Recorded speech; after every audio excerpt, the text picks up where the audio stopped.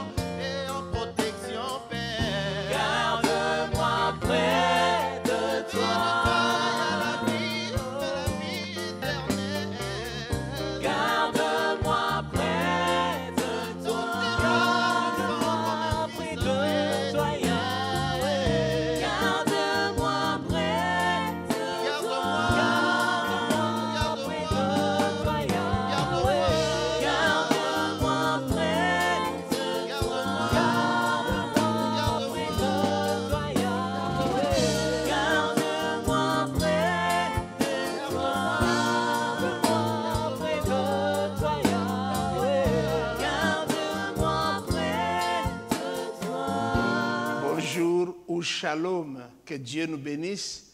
Nous sommes le dimanche 19 juillet 2020 dans le format du culte qui est le nôtre. Ce jour-ci, c'est le serviteur de Dieu qui vient à la maison, c'est l'Église qui vient à la maison, c'est Jésus-Christ qui vient à la maison, c'est le Saint-Esprit qui vient à la maison, ce sont les anges qui nous rendent visite maintenant chaque dimanche. Aujourd'hui, nous voulons poursuivre l'enseignement que nous avons reçu la fois dernière sur les différentes crises de la foi que nous rencontrons chaque jour dans la marche, dans notre marche avec le Seigneur. Et pour aujourd'hui, nous parlerons de 7 choses à faire en temps de crise, entendez, en temps de crise de la foi. Je n'ai pas prévu d'introduction pour nous. Nous commençons directement cette étude. Voici la première chose à faire, cependant que nous passons par des moments de crise. Cette première chose consiste à écouter Dieu encore. C'est vrai, la première fois Dieu nous a parlé. Oui, il nous a promis de grandes choses. Il nous a montré, même en vision, ce qu'il allait accomplir. Mais toutes ces choses ne se sont pas manifestées. Rien ne s'est passé. On dirait que le Seigneur s'est trompé, ou on dirait même qu'il a osé nous mentir. Or, tout le monde sait, Dieu, il est impossible, nous dit la parole, que Dieu mente. Donc ici, oui, tu avais entendu Dieu. Ce n'était pas le diable qui t'avait parlé. C'est Dieu qui t'avait parlé une première fois. Mais puisqu'on est dans une situation de crise, la chose à faire véritablement ne consiste pas à douter de la parole de Dieu, mais à revenir à celui qui nous avait parlé en son temps, en ce temps-là.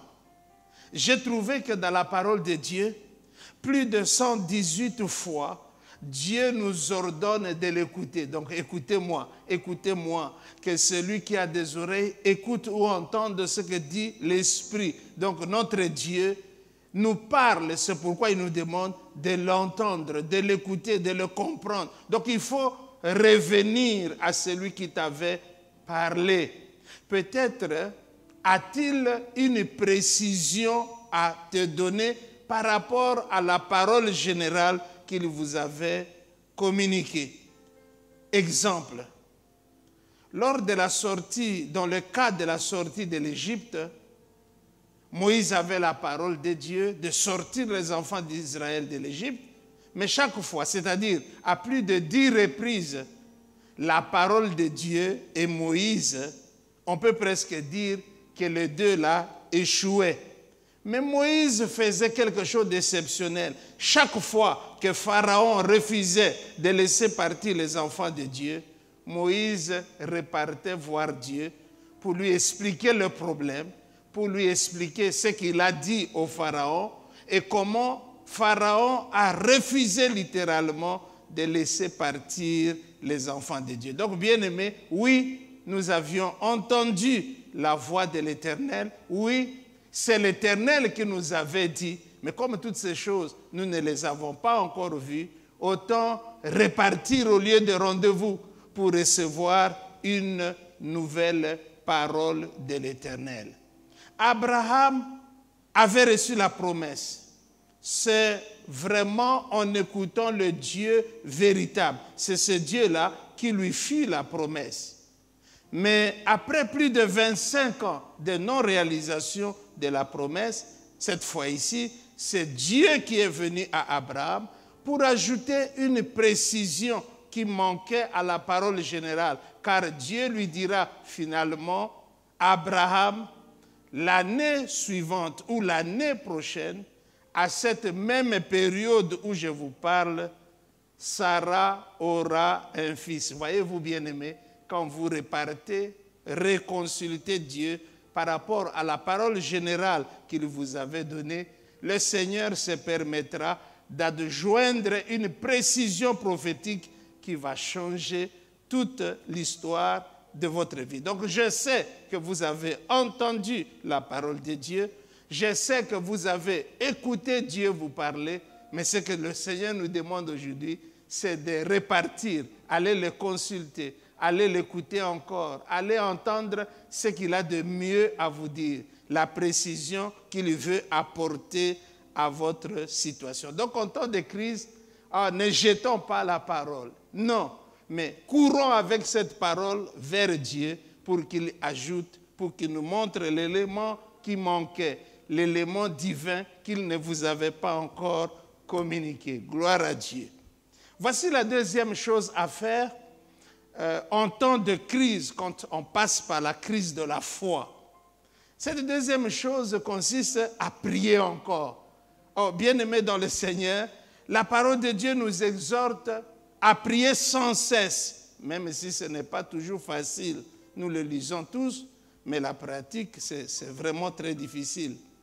La prière elle-même obéit à la loi de la persévérance, c'est-à-dire, en ce qui concerne la prière, le plus important n'est pas de commencer la prière, mais le plus important consiste à prier jusqu'à ce que quelque chose se manifeste dans votre vie. J'aime le prophète Élie, qui, priant sur la montagne, dira à son fils, bien, monte une première fois voir s'il y a quelque chose là-bas. Le fils s'en va, bref, à 6 reprises, rien ne s'est manifesté.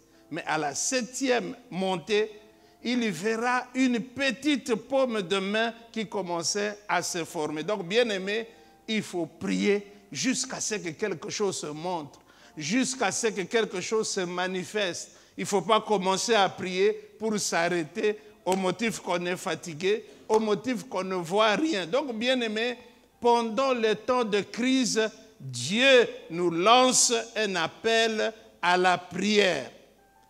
Il faut dire la vérité que quand on passe par ce temps de crise, la prière elle-même devient une corvée. Elle devient une pilule amère à avaler. Mais ce que nous devons répéter chaque jour, c'est que le moment de crise sont finalement un appel de Dieu pour une vie de prière. C'est comme le moment de manque. Quand vous manquez, allez-y, consultez Dieu dans votre propre prière. Ah non, on priera pour moi. Oui, qu'on prie pour vous, c'est très important, mais Dieu est votre Père. Il vous aime. Il veut que vous puissiez parler par vous-même, que vous puissiez expliquer par vous-même. C'est très important que nous puissions nous assumer spirituellement. La prière des autres, l'intercession des autres, elle est utile, mais ta propre prière, pour ton propre cas, pour ta propre situation, est meilleure. Donc, bien-aimé dans le Seigneur, je sais qu'en temps de crise, la prière devient difficile, la prière devient amère, la prière vous ennuie, elle vous fatigue. Au contraire, nous cherchons plus des occasions de zapper la prière. Mais heureusement que c'est pour ce temps de prière que Dieu permet une situation difficile. C'est un appel à la prière quand on passe par des moments de crise de foi. Bien aimé, j'ai trouvé dans la Bible un exemple qui m'a mis littéralement KO. Cet exemple concerne le Seigneur Jésus-Christ. Dans Marc chapitre 8, verset 22 au verset 26, tout le monde connaît cette histoire. Le Seigneur rencontre un aveugle. Il prie pour cet aveugle une première fois et lui pose la question, monsieur, je crois que maintenant ça va très bien, ta situation est arrangée. Mais monsieur sort quelque chose d'exceptionnel. Il dit, oui, Seigneur, je suis complètement guéri, il n'y a pas de problème, mais ce que je vois, c'est que je vois les hommes comme les arbres qui marchent, ou encore, je vois les arbres qui marchent comme les hommes. Et le Seigneur s'est dit, mais attendez, j'ai prié pour cet homme, pas pour qu'il voie des arbres marchant comme des hommes, ou des hommes marchant comme des arbres, mais pour qu'il voie distinctement les choses. J'aime l'attitude du Seigneur. Il lui-même était en crise en ce moment-là, parce qu'il a prié. Il a prié avec toute énergie, avec toute sa foi. Mais comment cet homme peut-il dire qu'il voit des hommes comme des arbres ou des arbres comme des hommes? j'aimerais nous rappeler que c'est le même Jésus ici qui, dans Marc chapitre 8, 22, 26, c'est le verset que nous venons de considérer, mais plus précisément dans Jean chapitre 11, dans l'histoire de Lazare, c'est ce même Jésus qui a dit devant témoins que lui ne voulait même pas prier pour Lazare. Au fait, quand vous lisez les textes, il n'a jamais prié pour Lazare. Il a dit à son père, « Père, je te rends grâce de ce que tu m'as exaucé. » Mais qu'est-ce qui se passe-t-il ici dans la situation de l'aveugle? Il dit, « Pour moi, je savais que tu m'exauces toujours. » Mais qu'est-ce qui se passe-t-il ici, bien-aimé? Mais j'ai parlé à cause de la foule qui m'entoure, afin qu'ils croient que c'est toi qui m'as envoyé. Vous voyez, dans la résurrection de Lazare, Jésus ne prie même pas. Il remercie le Seigneur, il dit, je sais que c'est déjà fait d'ailleurs, je parle pour que les autres entendent. Et quand il finit de parler, pour montrer que ce qu'il dit est la vérité, il dit, Lazare sort. Et Lazare est sorti. C'est ce même Jésus-là qui, devant les yeux de cet aveugle, prie une première fois et revient à prier pour une deuxième fois. Pour moi, c'est une situation de crise. Donc, en situation de crise, priez. Ah, j'ai eu à prier. Priez encore. Priez une troisième fois. Priez une quatrième fois. Ne cessez pas de prier, car c'est là la loi de la prière et surtout de la prière au temps de crise. La prière, bien-aimée, ouvre les yeux. La prière nous relève. Elle nous arrose de la rosée céleste, c'est-à-dire elle nous communique une nouvelle force, une nouvelle énergie pour continuer à prier le Seigneur. La prière dispose notre esprit à continuer à courir avec la promesse, car la Bible dit que l'esprit est toujours bien disposé, mais c'est notre chair ici qui est souvent très faible. Donc prier pour être bien disposé. Continuez à prier pour être arrosé de la rosée de Dieu. Continuez à prier pour que vos yeux ne voient pas la crise, mais qu'ils voient le miracle qui se dessine avec le temps. Donc, il faut prier. Pendant le temps de crise, prions. Prions, bien-aimés. Prions sans se lasser. Prions sans se relâcher. Prions sans cesse. Continue seulement à prier. Mais je prie, il n'y a rien. Continue à prier. Élie a prié alors qu'à 6 reprises, il n'y avait rien. Mais à la 7e reprise, il y avait un miracle en train de se dessiner dans les cieux. Donc, en temps de crise, la deuxième chose à faire consiste à prier.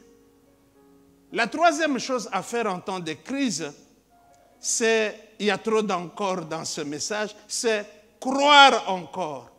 Bien-aimé, j'ai trouvé qu'en matière de foi, des sommets de foi font souvent place aux vallées, mais mieux au désert de foi. Il y a des moments où vous atteignez le summum de la foi, mais après ce temps, vous vous demandez même si un seul jour vous aviez réussi à croire au Seigneur.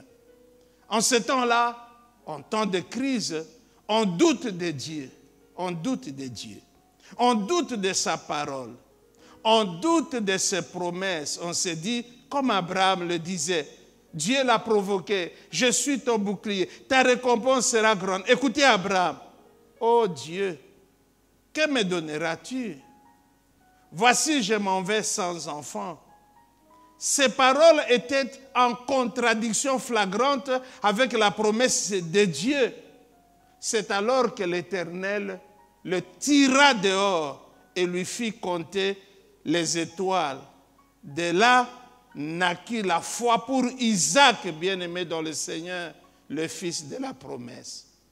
Et la parole de Dieu de dire, c'est par la foi que Sarah elle-même, malgré son âge avancé, fut rendue capable d'avoir une postérité parce qu'elle crut à la fidélité de celui qui avait fait la promesse. Ici, c'est Hébreux chapitre 11, verset 11. Mais Hébreux chapitre 11, verset 11 est presque contredit par Genèse chapitre 18, verset 12, où il est écrit, il est dit de Sarah qu'elle rit en elle-même en disant, maintenant que je suis vieille, aurai-je encore des désirs? Mon Seigneur aussi est vieux. C'est-à-dire, tout n'a pas commencé par la foi. La foi est venue plus tard parce que Madame Sarah était totalement en crise de foi. Abraham lui-même, et nous l'avions dit la fois passée, le patriarche, le père de la foi, dans le livre de Dieu, je vous donnerai la référence, Genèse chapitre 17, verset 17, Abraham lui-même, lui aussi, ses valets de foi, signalés dans ce livre, Genèse 17, 17. On y lit ce qui suit. Abraham tomba sur sa face, il y rit en son cœur. Naîtrait-il un fils à un homme de 120 ans et Sarah, âgée de 90 ans, enfanterait-elle? Donc, au début, ce n'est pas la foi, c'est la crise de la foi, malgré la promesse de Dieu, malgré la parole de Dieu. Mais Sarah, ainsi que son mari Abraham, sont arrivés à un niveau de crise où ils ne savaient plus croire ni en Dieu, ni en sa parole, ni à sa promesse. Mais heureusement que l'histoire se termine de la meilleure façon. Ils ont renoué avec la foi. Je vous dis la même chose. Vous êtes en situation de crise de foi. Je suis en situation de crise de foi. Croyons. Continuons à croire. Espérer. Continuez à espérer et n'arrêtez jamais. Voici la quatrième chose à faire lorsque nous passons par des moments de crise de foi. Cette chose, c'est la confession. Bien-aimé, quand un enfant de Dieu entend parler de la confession, tout de suite dans son esprit, il pense et il croit à la confession, surtout il pense à la confession de ce péché. Oui, confesser le péché n'est pas un problème. Chaque fois que le Saint-Esprit vous montre un péché dans votre vie, confessez-le, vous êtes dans votre droit.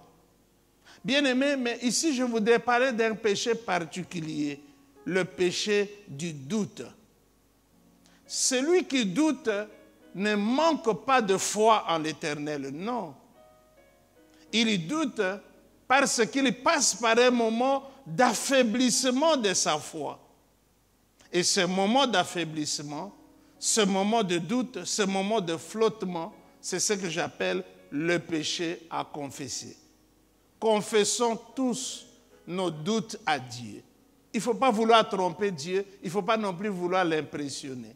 Mais il faut être capable de dire, là, je crois, mais on dirait que ma foi n'est plus stable. Là aussi, je crois que tu peux le faire, mais au fond de moi-même, il y a une autre réalité qui s'y déroule. Il faut être capable de dire à Dieu ce qu'il sait déjà. Bien-aimé, notre relation avec Dieu, c'est une relation très complexe. Parce que d'un côté, on a un Dieu omniscient qui connaît tout, même quand je ne le dis pas, même quand je ne l'affirme pas, même quand je ne le déclare pas. Dieu connaît tout. Mais en plus, il me demande à moi, dis-moi la vérité. Dis-moi ce qui se passe au fond de toi-même. Si nous ne faisons pas attention, même en confessant le péché, nous pouvons nous retrouver en train d'en commettre d'autres parce que nous ne sommes pas sincères, parce que nous ne sommes pas honnêtes. Mais parlons de ce temps de crise et de choses à faire. Je voulais dire que pendant le temps de flottement, pendant ce temps d'affaiblissement, nous devons être capables de nous souvenir de ce que Dieu nous a dit, premièrement. Et quand vous vous souvenez de ce que Dieu vous a dit, n'hésitez pas à proclamer ses promesses. Parfois, on a besoin de sa propre bouche et non pas de la bouche du prophète. Juste pour proclamer les promesses que Dieu nous a faites, afin que nos propres oreilles entendent de notre propre bouche les différentes promesses que l'Éternel nous a données dans notre marche avec lui. Proclamez ces promesses. Permettez à vos oreilles d'entendre par le timbre de votre voix les promesses de Dieu qu'il vous a faites dans votre marche avec lui. Et ça là aussi, c'est la confession. un homme de Dieu disait, confesser signifie dire la même chose que ce que Dieu t'a dit. Chaque fois que Dieu te dit quelque chose, certains mots que Dieu vous dit, certaines phrases que Dieu vous dit, gardez-les telles quelles.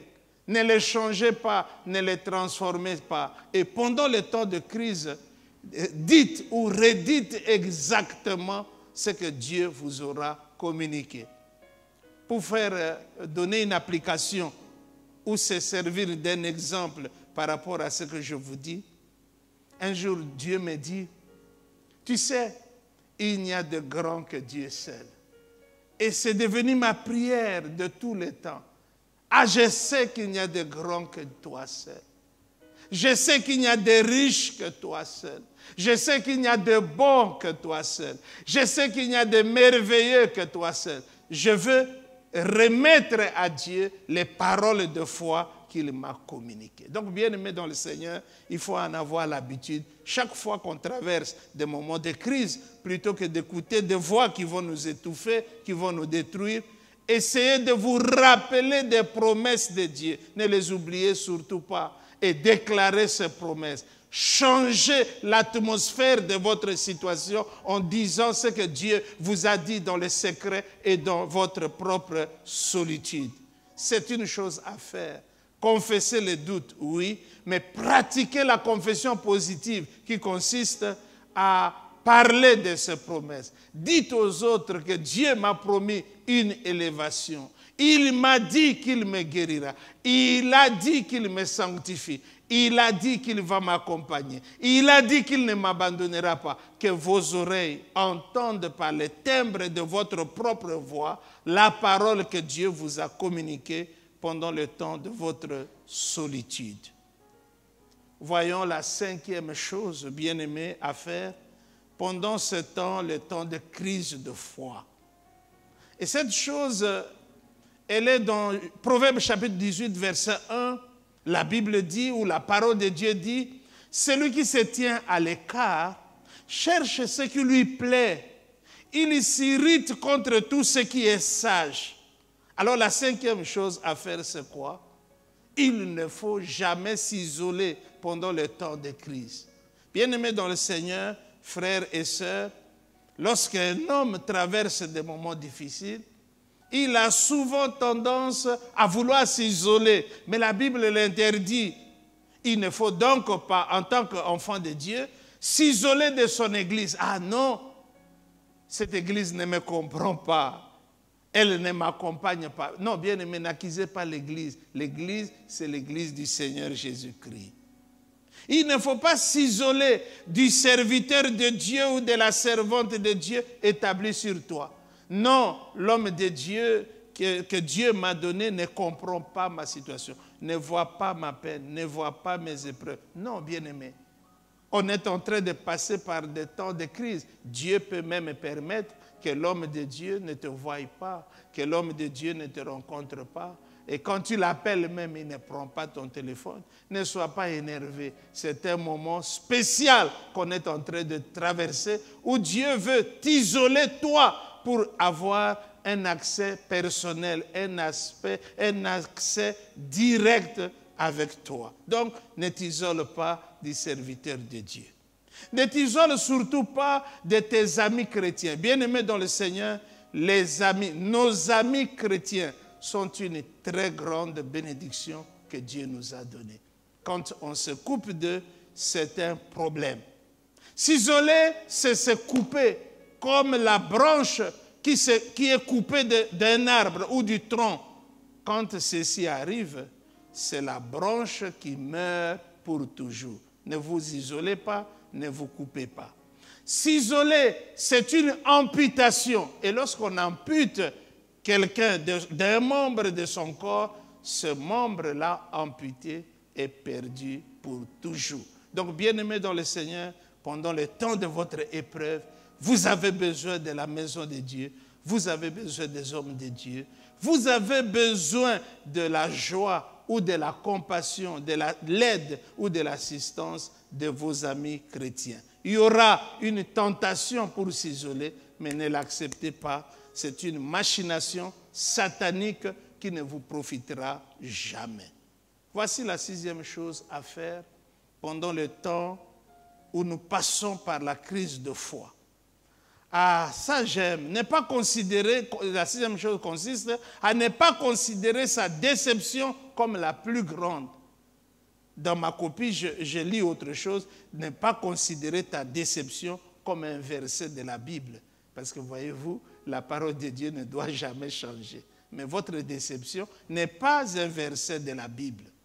Bien-aimé dans le Seigneur, chaque fois qu'un homme passe par des moments très difficiles, il se convainc lui-même que ma situation est la plus grave de toute la planète Terre. Mensonge, il y a des gens qui souffrent, qui ont souffert ou qui souffrent plus que nous. Il y a des gens qui ont connu des crises plus importantes que la nôtre, bien-aimé dans le Seigneur. Il ne faut pas se tromper soi-même. Donc c'est très important de le savoir.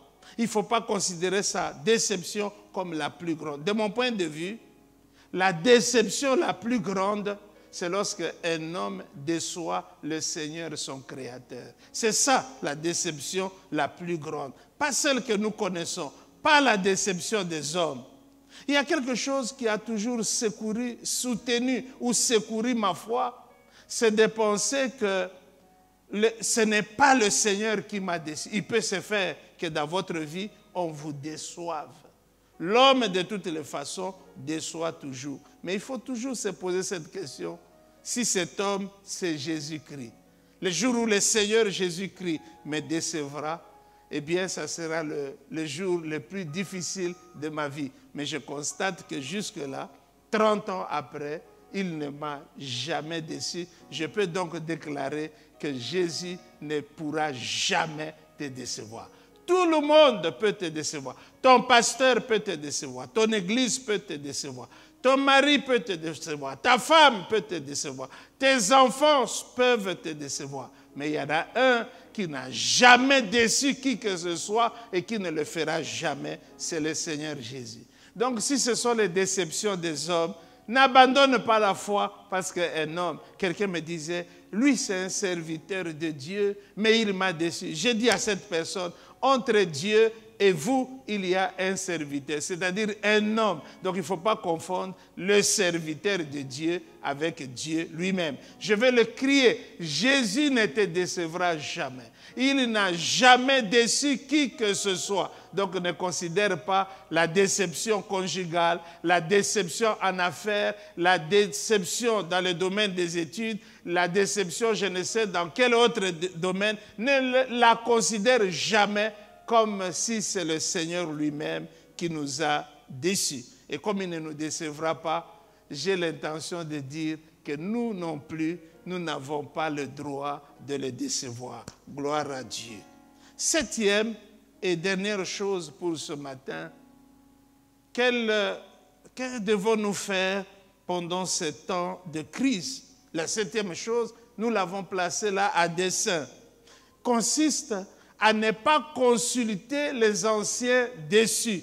Bien-aimés dans le Seigneur, il y avait un jeune prophète, oint par Dieu, utilisé par Dieu, qui a eu un échange avec le vieux prophète. Rien qu'à cause de cela, il a été dévoré par un jeune lion. Les anciens déçus ont reçu du diable un travail qui consiste à enfoncer les autres. Ils font le travail de Lucifer, qui est tombé dans sa rébellion contre Dieu et dans sa chute. Il a entraîné un tiers des anges de Dieu. Moi, je suis convaincu que quand il les entraînait dans sa fuite ou dans sa rébellion, il n'avait pas eu le temps de leur expliquer que notre situation ne sera pas meilleure que celle que nous avons ici au ciel. Il les a seulement influencés, il les a entraînés dans sa chute. J'ai découvert que le diable, comme il est tombé lui-même, tout ce qu'il fait comme ministère consiste à faire tomber les autres. Bien-aimés dans le Seigneur, quand vous passez par des moments difficiles, quand vous passez par des moments de crise de foi, des moments de déception profonde, il ne faut pas aller rencontrer quelqu'un qui est tombé depuis longtemps, quelqu'un qui a abandonné la foi depuis longtemps, quelqu'un qui est sorti de la maison de Dieu depuis longtemps, quelqu'un qui a divorcé avec la parole de Dieu depuis longtemps, pour qu'il soit votre conseiller ou pour qu'il vous explique je ne sais quoi. Non, les déçus décevront encore davantage. Les déçus vont vous enfoncer encore davantage. Les anges qu'il a entraînés dans sa rébellion, je constate que même eux ils font le même ministère qui consiste à faire tomber les hommes, à faire tomber les sœurs, à faire tomber les frères, à les faire tomber. Pourquoi font-ils ce ministère? C'est parce qu'eux-mêmes ont expérimenté la chute dans leur vie. Donc, bien-aimés dans le Seigneur, quand vous avez une situation de faiblesse, n'allez pas consulter celui qui est faible dans le même domaine. Quand vous avez une interrogation, n'allez pas poser votre question à celui qui a abandonné le Seigneur. Quand vous avez des choses qui vous tracassent, n'allez pas vous confier à un frère ou à une sœur qui a abandonné la foi il y a longtemps. Cette personne-là n'est pas une bonne référence pour ta situation. Je rappelle que Lucifer est tombé. Ce qu'il a fait de mieux, c'est de faire tomber un tiers des anges de Dieu. Lucifer et ces anges-là n'exercent qu'un seul ministère qui consiste à faire tomber les frères, à faire tomber les sœurs, à faire tomber les papas, à faire tomber les mamans, à faire tomber des héros de la foi, des champions de Dieu, des hommes et des femmes qui avaient une destinée glorieuse, qui avaient une destinée bénie, une destinée explosive. Mais on les fait tomber, pourquoi? Parce que soi-même, on est déjà tombé. Ceci vaut aussi pour nous en tant que serviteurs de Dieu. Un serviteur de Dieu qui vit dans le mal ne vous conseillera jamais de vivre dans la pureté, de vivre dans la crainte de Dieu, de vivre dans la sanctification. Un serviteur de Dieu qui vit pour lui-même ne va jamais vous conseiller de chercher le Seigneur, de vous humilier devant le Seigneur. Une personne, peu importe son état, qui s'est rebellée contre Dieu, ne pourra que vous pousser vous-même, même par des moyens secrets, à vous rebeller contre Dieu. C'est pourquoi la Bible dit, ne vous y trompez pas, les mauvaises compagnies corrompent les bonnes mœurs. Bien-aimés dans le Seigneur, dans notre marche avec Dieu, il y a des moments de crise. Quand ces moments arrivent, nous avons besoin d'un plus fort que nous. Nous avons besoin de quelqu'un qui nous relève. Nous avons besoin de quelqu'un qui nous soutienne. Pas nécessairement de quelqu'un qui nous comprend. Parce que j'ai constaté en tant que pasteur que beaucoup de gens n'ont pas besoin de ceux qui peuvent les aider réellement, mais ils ont au contraire besoin de ceux qui les comprennent. Ah, si tu es tombé, il n'y a absolument aucun problème. Le juste tombe 7 fois et l'Éternel le relève. Ah, mais si tu as eu un problème dans ton foyer, tu n'es pas le premier et tu ne seras pas le dernier. Il y a comme ça ce qui nous enfonce encore. Nous avons besoin d'entendre une voix rassurante qui nous dit « tu peux sortir de cette situation ». Une voix rassurante qui nous dit « Dieu a une meilleure idée ». Une voix rassurante qui nous dit « les problèmes ont toujours une solution prévue d'avance ». Nous avons besoin de ces gens qui nous poussent à nous relever, mais pas ceux qui nous enterrent au milieu de nos problèmes, au milieu de nos crises, au milieu de nos défis de tous les jours. Bien-aimés, voilà, c'est la parole que Dieu nous a confiée pour chacun de nous aujourd'hui. Je crois que si vous faites ces choses, votre vie s'en trouvera relevée, bénie dans le nom du Seigneur. Il y a un Dieu qui relève. Il y a un Dieu dont la main viendra jusqu'à vous. Il y a un Dieu dont la corde pourra descendre jusqu'à vous pour vous sortir de cette situation. La crise passera, les épreuves passeront, les difficultés passeront, la parole de Dieu ne passera pas, Dieu lui-même ne passera pas, et je suis en train de prier que toi non plus, tu ne passes pas à cause des problèmes. Que Dieu nous bénisse. Amen, nous allons prier. Éternel mon Dieu, éternel mon roi, qui peut dire qu'il n'a jamais passé des moments difficiles? Et les moments difficiles sont arrivés sur toute la planète Terre. au travers de la pandémie qui est venue saccager, déranger les plans des uns et des autres. Au fait, nous sommes en train de traverser des moments très difficiles. Je prie, Seigneur Dieu, que la crise sanitaire ou les crises économiques, alimentaires, Seigneur, ne deviennent pas nos crises à nous. Que ces crises ne viennent pas détruire notre foi ou nous enfoncer, Seigneur Dieu, pour notre propre ruine. Toi, tu m'as dit que la foi est précieuse, que chacun de nous a intérêt à protéger sa propre foi.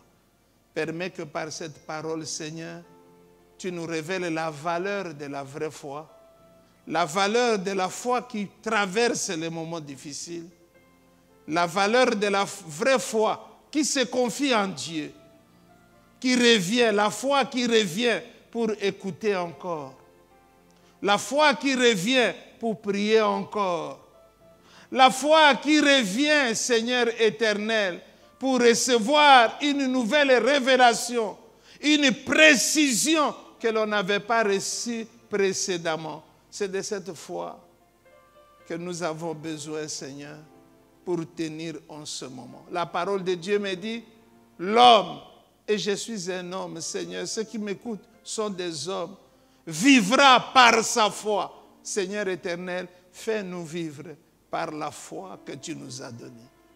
Merci pour cette parole. Merci pour l'esprit de cette parole, la bénédiction de cette parole, l'onction de cette parole, les miracles de cette parole, dans le nom puissant de Jésus-Christ de Nazareth. Éternel mon Dieu, conformément à la parole de Dieu, je dois premièrement prier pour les hommes et les femmes élevés en dignité dans mon pays, la République démocratique du Congo. Éternel mon Dieu, nous prions dans le nom de Jésus pour le président de la République démocratique du Congo, qui a la lourde charge de conduire les destinées, Seigneur, de plus de 90 millions de Congolais. Tous regardent à lui, tous s'attendent à lui. Mais nous sommes là aujourd'hui pour l'entourer de nos prières, demander que la faveur du Dieu d'Israël, la grâce du Dieu d'Israël qui est descendue sur Salomon et la bénédiction de Dieu qui a frayé une porte pour la politique de Salomon, qui a fait réussir le pays, qui l'a fait entrer dans la paix, qui accorda à la nation une très grande prospérité, cette sagesse qui délivre des guerres inutiles, Seigneur, qu'elle soit accordée au président de la République, notre frère qui gouverne le pays, la République démocratique du Congo. Nous prions pour son épouse, la première dame de la République démocratique du Congo, qui a comme charge de parler directement à son mari, qui a comme charge d'accompagner le président dans cette lourde tâche. Nous prions que tu l'investisses de ton esprit, que tu l'investisses de ta sagesse pour mieux accomplir cette tâche. Nous prions pour les membres de sa famille. Seigneur, que tu les sécurises et que tu leur donnes la paix. Nous prions pour ses principaux collaborateurs et le gouvernement de la République, ainsi que toutes les institutions nationales et provinciales.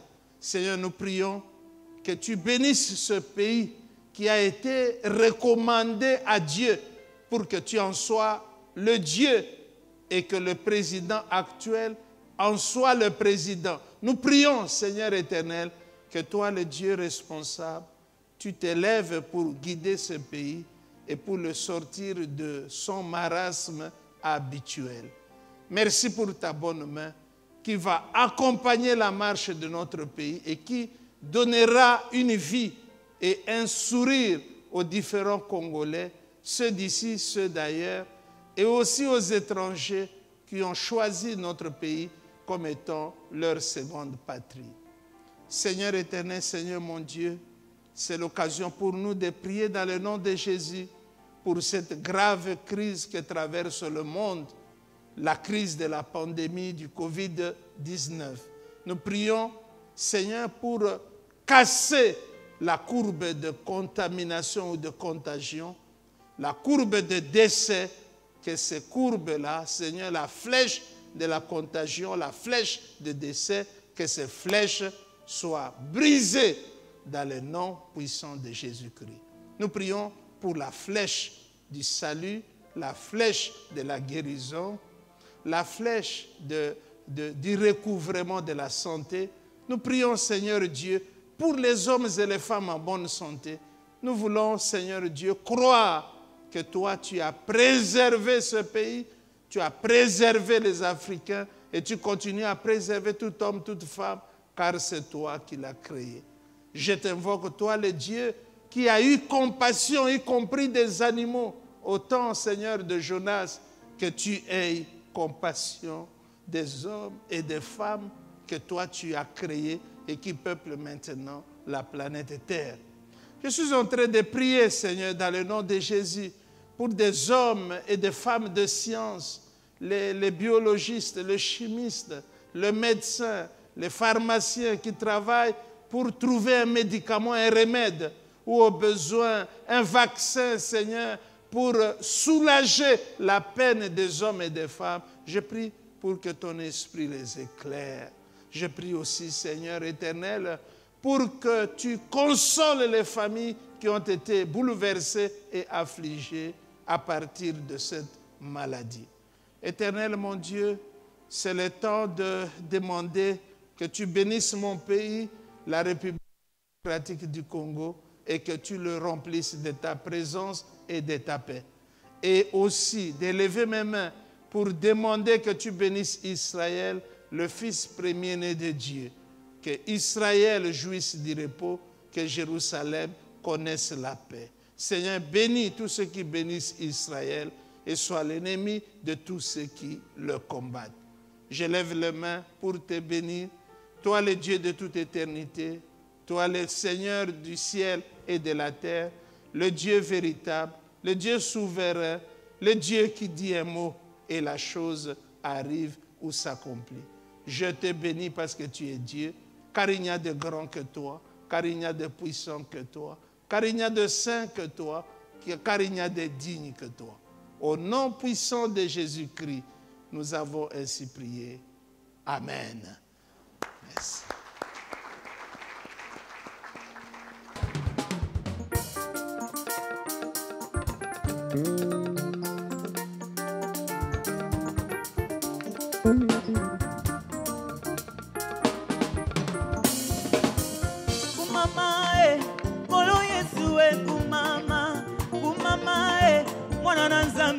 Kumama na yo e kumama e Kolo Yesu e kumama Yahweh kumama e Mwana Nzambe kumama Oh kumama e natongo na lelo kumama Kumama e libanga na talo e kumama na yo e kumama e Yahweh Kolo Yesu e kumama Yahweh kumama e Mwana Nzambe kumama Oh kumama e libanga na talo e kumama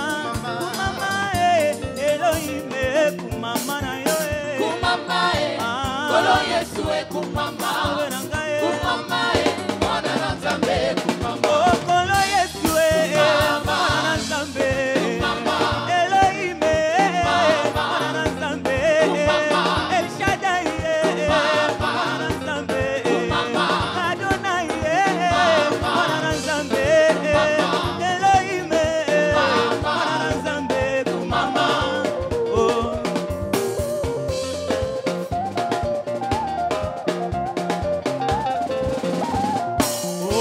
Mama na Yesu, bopambola miye, na Yesu oh. Mama na Yesu, bopambola miye, na Yesu oh. Bilenge na Yesu, bopambola miye, na Yesu oh. Mama na Yesu, bopambola miye,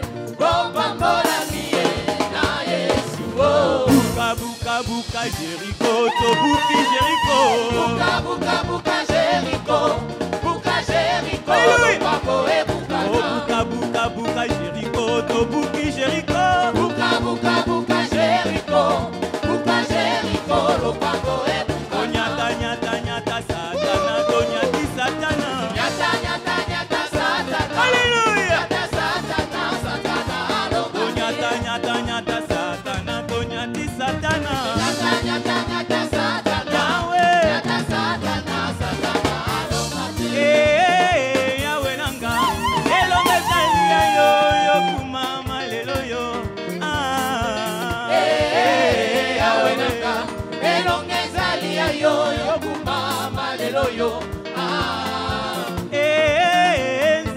lobela lobiko ezali ya yo yo kumama lelo yo elongi ezali ya yo yo kumama lelo yo oh kumama lelo yo yesu elonga na ngai lelo yo yesu lobiko na ngai yawe lelo yo yone solution na ngai yawe lelo yo elizo na ngai yawe lelo yo bino now